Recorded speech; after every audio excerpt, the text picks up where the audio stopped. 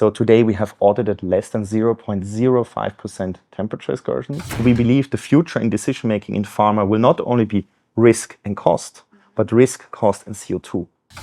Hi, my name is Richard Ettl. I'm the co-founder and CEO of SkyCell, based in Switzerland. Hi, Richard. Thank you for joining me today. Hi, Linda. As the CEO of SkyCell, you have led the company through remarkable growth and innovation in the pharmaceutical cold chain sector. Can you share the story behind the name SkyCell and how it reflects the company's mission and technological achievements? Thank you. So SkyCell is a combination of two words. Sky, which implies obviously our sky, but it also implies light. And cell, which is all the cells that make up our body. And so we want to bring medication to our body so that we are healthy and whole again, or if that we need to be healed. SkyCell is a technology company where we do three things. We design hardware, so that's containers. Software, where we monitor containers, but we also do risk analysis before something is shipped. And last but not least, service. So everything we do is done as a service, so it's designed to make it very easy for customers. As the creator of a new cold chain container category, hybrid, what are the specific features that determine whether a container fits into the hybrid category? Yeah, that's an interesting question because we had to define a new category because the categories that were available when we came to market were active, passive, and sort of advanced passive. And we did not fit into any of these categories because our containers were designed to recharge like an active, but without having to plug something in. But it was also designed that you don't have this manual interaction. And so we wanted to have the best of both worlds. That was sort of the vision. And that's why we had to design it. And that's why we call it a hybrid container. What should the airlines and freight forwarders know about working with the hybrid containers compared to active and passive? That's a great question. So I think it's three things. One is we looked at what were the issues that pharma companies and their suppliers, the freight forwarders and airlines were experiencing. And so we noticed that it's these interruptions at airports. This is also where, according to IATA, most of the temperature excursions happen. This is partly due to human error, so people making mistakes or miscommunication, or it can be also hardware errors. And so we wanted to design a supply chain that's closed. So for us, point number one is being able to go door to door. So we designed equipment containers that are loaded at the pharma company's production site or warehouse, and it's unloaded at the consignee or distributor in a country. So for us, this is a clear feature.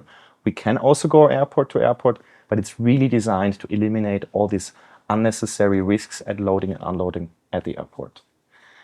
The second feature is what I mentioned earlier, is the recharge capability. Things can always go wrong in logistics because something can always go wrong. Yeah. And connecting flight missed, or maybe there's an ash cloud all of a sudden in the air, so you're delayed for a couple of days or even weeks, or you're long in customs clearance. So we wanted to design equipment that can be recharged. And the best way to recharge equipment in an ideal world is if you don't have to plug it in at all. So we designed equipment that's recharged by cold air, by physically only putting the container into a cold room or cold truck. That's sufficient. As long as it's in 2 to 8, it's recharging. So this is really what took us a long time to develop. And that's one of the key features that we have. And a third piece is you need to know where equipment is. So in 2013, we rent this equipment out, but how can we make sure that people are using it the right way? How can we help them in case there's something wrong? And so in 2013, we integrated IoT sensors into the containers. And so from that point on, we knew about every single shipment, where things are. We were able to, because of the lane risk software that we developed, and the software that monitors these steps, we were able to tell this shipment is in good condition, it's hitting the milestones. Oh, no, this one's not hitting a milestone. This is what we have to do. This is how we correct it. This is the information we need to give now to the freight forwarder or to the airline or to the pharma company to correct it. And this has delivered our outstanding performance. So today we have audited less than 0.05% temperature excursions. 0.05%. 0.05%, okay? So it used to be less than 0.1%, and now it's less than 0.05%. So we're double as good as we were over the past 10 years. How do you achieve 0.05%? Well, it's the combination of the hardware that's designed that it can recharge, but it also has this extremely long runtime. So our 1500X, for example, runs for more than 270 hours. Our 1500DF to transport minus 80 degrees Celsius products can even run 300 hours if customers load it in a specific way. So that's already the extremely long runtime, but also the recharge capability. And on top, sensors with software where we monitor and know where things are. Your technology. So it's the technology, but it's also giving people the right information that they can correct things if they're wrong. Fantastic. Innovation is one of SkyCell's core values.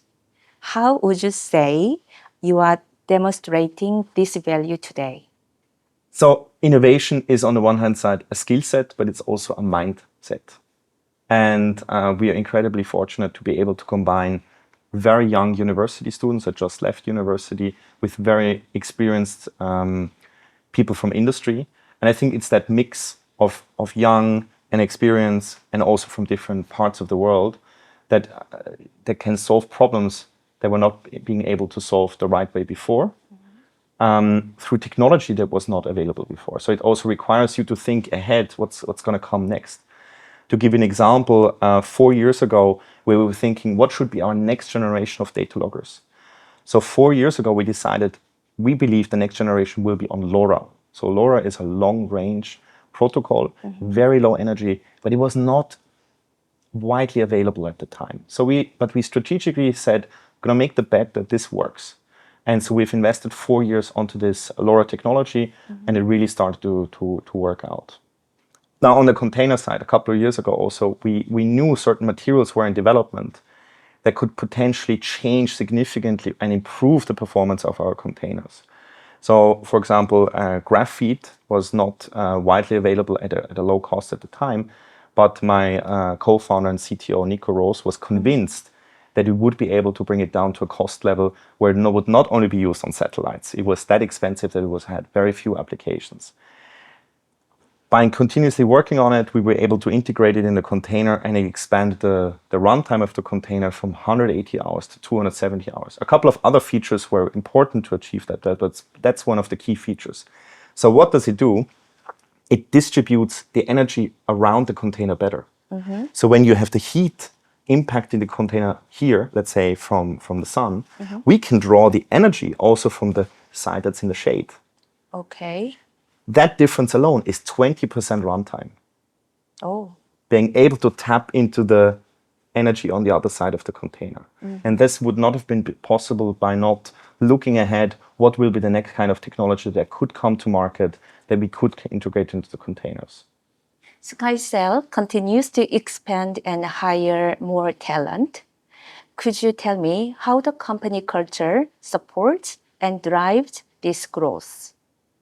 So company culture really defines the way a company operates. It's sort of also the guide rails for employees and everyone in the organization.